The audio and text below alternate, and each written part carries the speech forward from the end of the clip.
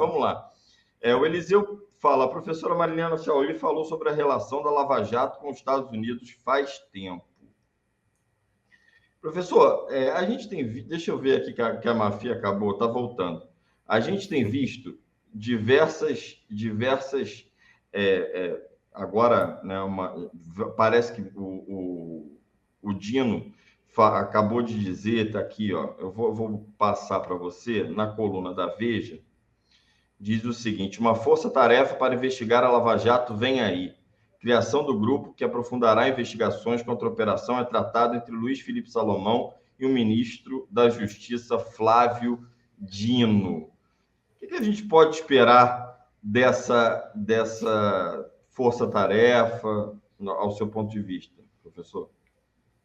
Olha, eu acho que a gente tem que fazer uma diferenciação entre o que a conjuntura objetiva está colocando de possibilidades e aquilo que é determinado pela vontade política. É diferente. Eu acho que, do ponto de vista das circunstâncias objetivas, nós estamos com a faca e o queijo na mão. Você tem uma situação econômica que está melhorando, não rapidamente como a gente gostaria, mas está melhorando, inflação sob controle, desemprego caindo, confiança da população aumentando. Outro dia saiu pesquisas dizendo que mesmo a percepção da miséria nas ruas está diminuindo. Quer dizer, então, primeiro, nós estamos com uma situação econômica que está conseguindo abarcar setores crescentes da população que já tinham perdido a esperança, inclusive. Outro dia, há 2 meses atrás, nós tivemos uma estatística sensacional mostrando que 20 milhões de brasileiros, de famílias brasileiras, tinham deixado a linha da miséria.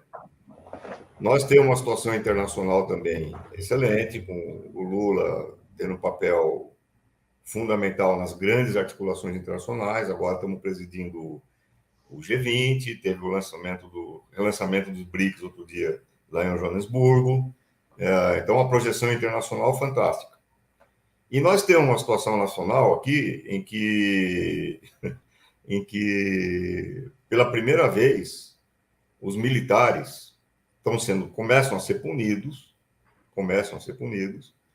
e principalmente eles perderam o discurso.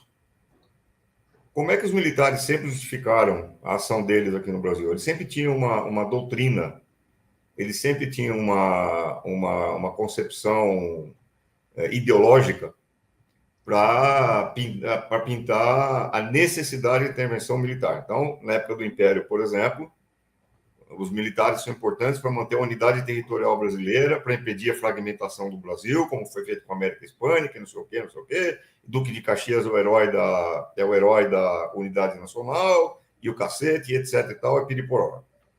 Depois, na República, aliás, Canudos foi uma demonstração, né, daquilo que as Forças Armadas fazem no Brasil, né? O massacre de Canudos no começo do século XX.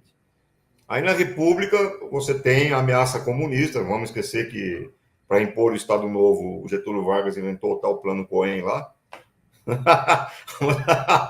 uma suposta ameaça de um complô comunista para tomar o poder no Brasil, uma maluquice, mas é o fantasma do comunismo, tal. Ele inventou essa história aí. Aliás, da terra da moça aí, né? Da moça do cachecol aí.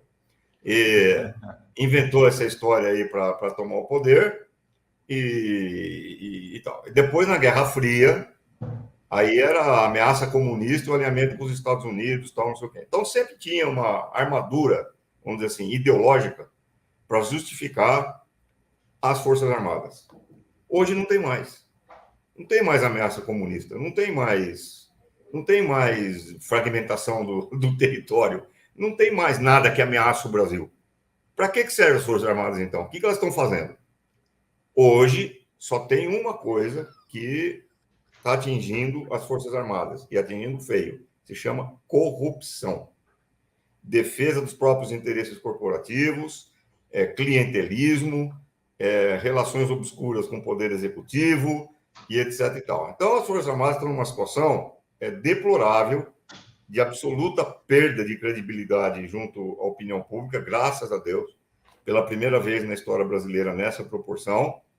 e numa situação que eles estão na defensiva. Quer dizer, então, não tem como defender se permaneça o Estatuto das Forças Armadas tal como eles existem até hoje. Bom, dado esse quadro de uma situação interna favorável, uma situação externa favorável, a desmoralização das Forças Armadas e tudo que está acontecendo, é isso que eu falei no começo. Nós temos condições objetivas hoje de fazer uma ofensiva e apurar o lixo que caracteriza a cúpula chamada elite brasileira.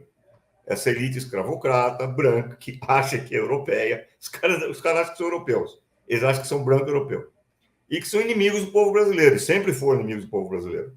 O Brasil tem uma situação singular em que o Estado brasileiro, desde o começo, foi construído contra o povo brasileiro. E essa elite hoje está desmascarada. Qual é a incógnita, então, que nós temos aqui? Vai ter vontade política de levar até o fim esse julgamento ou não?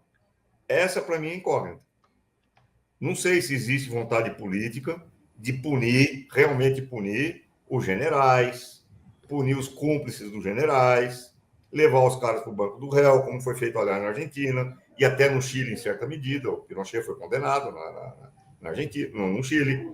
Quer dizer, até que ponto vai a vontade política dos governantes hoje?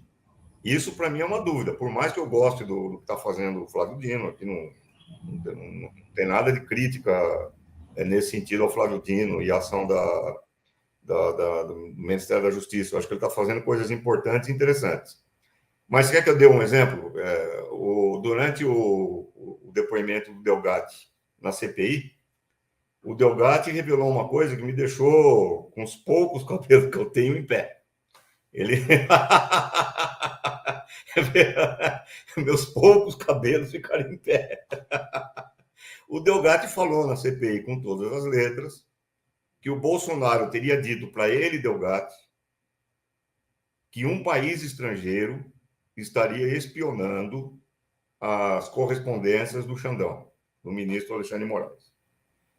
Quando eu vi isso daí, eu falei, opa, isso aí vai dar escândalo, isso aí vai ser um negócio importante, porque isso aí é a violação da soberania nacional e a ingerência de um país estrangeiro nos assuntos brasileiros, e isso é uma coisa intolerável. Nenhum país que se preze, nenhum governo que se preze, pode admitir um negócio desse. Não dá. Ainda mais que nós tivemos um exemplo recente para articular, aliás, a Lava Jato com potências estrangeiras, né?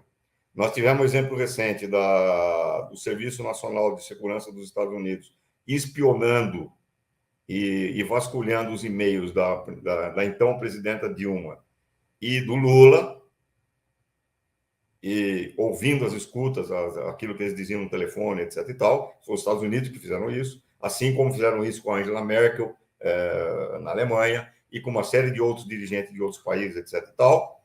Nós temos esse exemplo concreto de um país que invade a soberania nacional de outro país.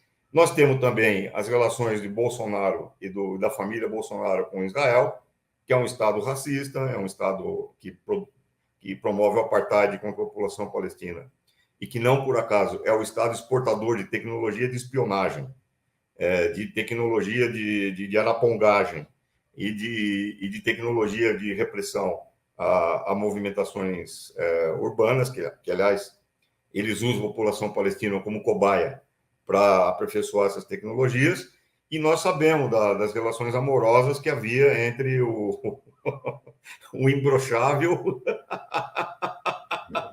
e o Bibi.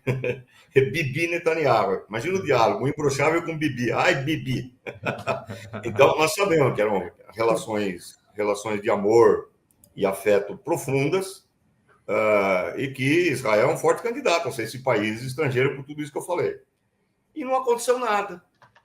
Eu, pelo menos, não estou sabendo de nada, de nenhuma investigação, não estou sabendo de nenhuma apuração, não estou sabendo de nenhum inquérito. Tomara que esteja acontecendo em segredo. Tomara que esteja acontecendo, mas eu duvido, porque eu nunca mais soube disso depois dessa CPI. Eu não vi ninguém nem levantar essa lebre. Eu só vi tu falar sobre isso, apontar essa fala do Delgatti. Pois é. Então eu pergunto, existe vontade mesmo de ir até o fim nessa história? Existe essa vontade? É o que eu queria saber, porque as condições objetivas estão dadas, como eu falei desde o começo.